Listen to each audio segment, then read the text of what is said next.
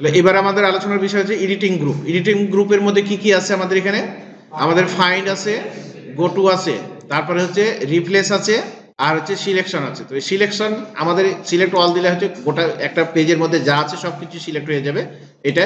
আর এটা হচ্ছে select object, হচ্ছে আমরা কোনো শেপ বা ড্রয়িং করার সময় যদি কোনো কারণে সিলেক্ট করতে আমাদের অসুবিধা হয় তখন আমরা এটার মাধ্যমে করব। আমরা যখন শেপের কাজ করব তখন এই সিলেক্ট অবজেক্টের কাজ দেবো। আর এটা তো আমরা কিবোর্ড কমান্ড হচ্ছে কি কন্ট্রোল এ, ঠিক আছে। এখন আমাদের যে জিনিসটা দরকার সেটা হচ্ছে যে আমরা প্রথমে আসি আমরা হচ্ছে ফাইন্ড এর। আচ্ছা, ফাইন্ডে যাওয়ার আগে আমরা এখান থেকে এই লেখাগুলো আর একটু বেশি করে আমরা এখান থেকে আলাদা কিছু টেক্সট নিই। মাইক্রোসফট ওয়ার্ডের হেল্প অপশন থেকে আমরা কিছু টেক্সট নিয়ে নিচ্ছি, ঠিক আছে। এখন এই ফাইন্ড এর কাজ হচ্ছে কি, ফাইন্ডে ক্লিক করলাম, দেখো এখানে একটা দূরবীনের সাইন দেওয়া আছে, বোঝা যাচ্ছে যে কি হবে এটা দিয়ে।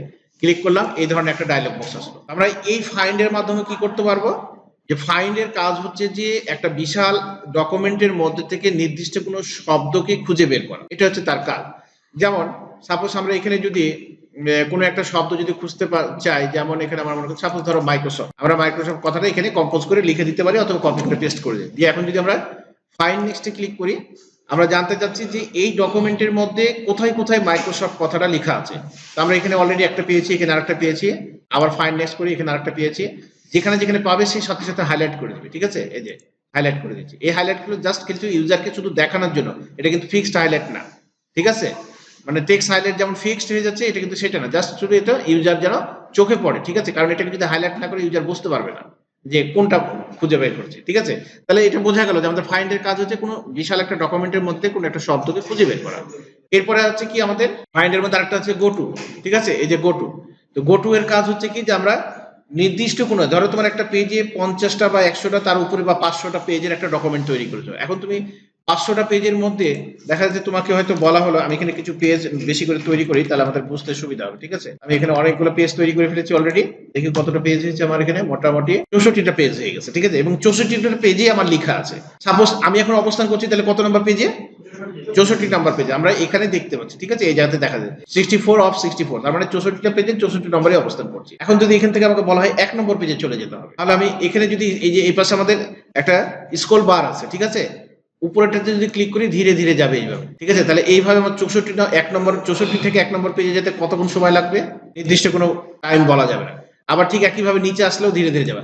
আর এই যে মাঝখানে যেটা আছে এইটা দিয়ে কিন্তু একটু দ্রুত যাওয়া যায়। এটা যদি ধরে, এটাকে কি বলা যায় না, এই যে দেখতে পাচ্ছ সবাই, এই যে ছোট্ট একটা জিনিস দেখা যাচ্ছে না, এটার নাম কি স্ক্রল এলিভেটর বলা হয়, ঠিক আছে। তো এই স্ক্রল এলিভেটর ধরে নিয়ে যদি এখানে ঠেকাই দিই তাহলে চলে আসবে। আর কিন্তু এটা হচ্ছে কি আবার নির্দিষ্ট কোনো পেজে যদি পৌঁছাতে পারবো না, ঠিক আছে। এখন তোমাকে যদি নির্দিষ্ট করে ডাইরেক্ট পৌঁছে, এটার মাধ্যমে থেকে 1 নম্বরে আছে, এখন বলা হলে 20 নম্বরে যেতে হবে, তাহলে আমাকে এখানে এসে থামতে হবে আর ওই জায়গাতে ফলো করতে হবে। এই জায়গাতে আমাকে এই জায়গাতে ফলো করতে হবে, এই যে এখানে ফলো করতে হবে কত নম্বর পেজে আসলাম, মানে তারপরেও একটা সময় লাগছে। আর যদি আমরা এখানে গো টু এর মাধ্যমে যাই, এখান থেকে গো টু এর মাধ্যমে যাই, জাস্ট এখানে পেজ সিলেকশন করা আছে, আমরা এখানে যদি লিখে দিই 20 বা 50, সরি আমরা এখানে লিখে দিলাম যে 20 দিয়ে এন্টার প্রেস করার সাথে সাথে আমাদের এই যে 20 নাম্বার পেজ, আমরা এক লাফে জাম্প করে যদি নির্দিষ্ট কোন পেজের মধ্যে যেতে চাই তাহলে আমাদের এই গো টু অপশন। এবার আসি আমরা হচ্ছে রিপ্লেসের কাজ কি। রিপ্লেসের কাজ হচ্ছে একটা বিশাল আকারের ডকুমেন্টের মধ্যে থেকে নির্দিষ্ট কোনো শব্দকে খুঁজে বের করে সেটাকে পরিবর্তন করার জন্য হচ্ছে এই অপশনটা ব্যবহার করা হয়। আমরা এখানে ধরো যেমন লেখা আছে এই যে মাইক্রোসফট, এখানে লেখা আছে, ঠিক আছে। এই মাইক্রোসফট কথাটাকে আমরা যদি সব জায়গাতে যদি মনে করি যে ধরো মাইক্রোসফটের পরিবর্তে এখানে এমএস অফিস হবে, বলা হলে এখানে 64টা পেজ আছে, 64টা পেজের মধ্যে যত জায়গাতে তোমার হচ্ছে মাইক্রোসফট কথা লেখা আছে এখানে সবগুলোকে খুঁজে বের করে এখানে এমএস অফিস লিখতে হবে। MS office that means Microsoft office, তাই না। তো এখানে তাহলে আমরা এখানে কিভাবে এটা পরিবর্তন, তাহলে আমরা ফাইন্ড হটে কি লিখবো আর রিপ্লেস উইথে কি লিখবো? ফাইন্ড হটে তাহলে কি লিখবো? মাইক্রোসফট লিখবো। যে তুমি মাইক্রোসফট ফাইন্ড হটে বলছে যে মাইক্রোসফট কি খুঁজবো, মাইক্রোসফটকে খুঁজো।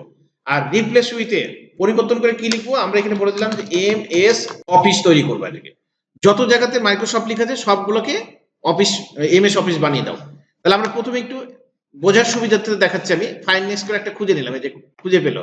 এবার কি করলাম, রিপ্লেসে ক্লিক করলাম, দেখো এই যে এটা কি ছিল আমাদের মাইক্রোসফট ছিল না, এমএস অফিস করে দিল।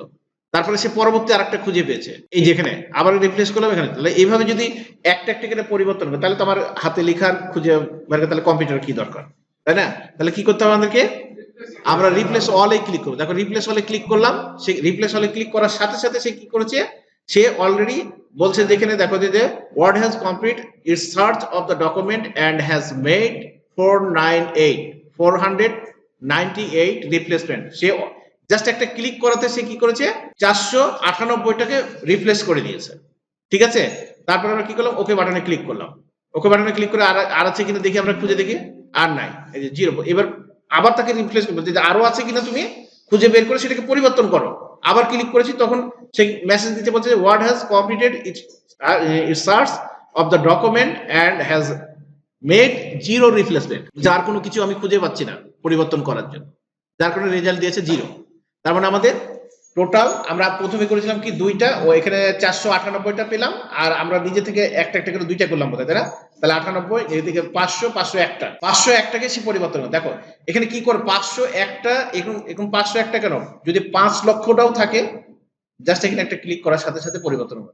মানে আমরা যে কম্পিউটারে একটা থিওরিক্যালে পড়েছি যে একটা কম্পিউটার কি করতে পারে, তার কম্পিউটারের ন্যানো সেকেন্ডের মধ্যে লক্ষ কোটি কোন সিদ্ধান্ত নেওয়ার তার ক্ষমতা আছে। তার প্রমাণ হচ্ছে এটা একটা, জাস্ট ছোট্ট একটা উদাহরণ। ন্যানো সেকেন্ডটা কি? ন্যানো সেকেন্ড বলতে কি বোঝায়? 1 সেকেন্ডের 1000 ভাগের 1 ভাগ। আমাদের এখানে হচ্ছে হোম ট্যাবের অধীনস্থ আমাদের হচ্ছে ক্লিপবোর্ড, ফন্ট গ্রুপ, প্যারাগ্রাফ এবং হচ্ছে এডিটিং, এই সবগুলা আমাদের ক্লাস সম্পূর্ণ হলো। ঠিক আছে।